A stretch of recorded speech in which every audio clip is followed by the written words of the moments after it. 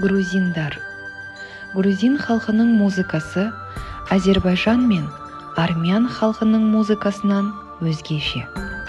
Ежелден грузин музыкасы көп дауысты.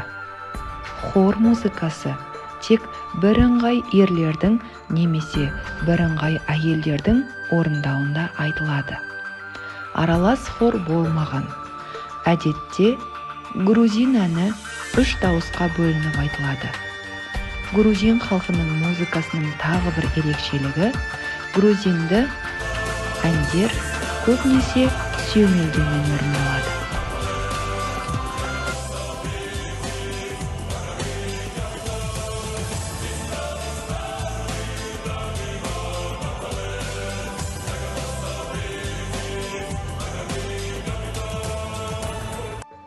Грузин халқының әндері көбінесе өздерінің ұлттық аспаптармен сүйемелденеді.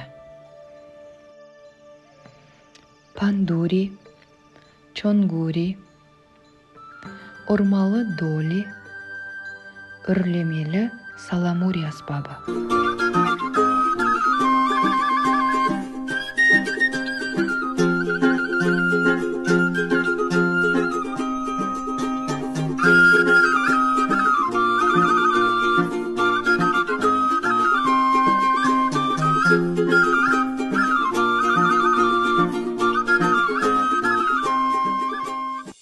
Грузин халқының ұлттық биі жеке, жұптық, ерлер және әйелдер болып бөлінеді.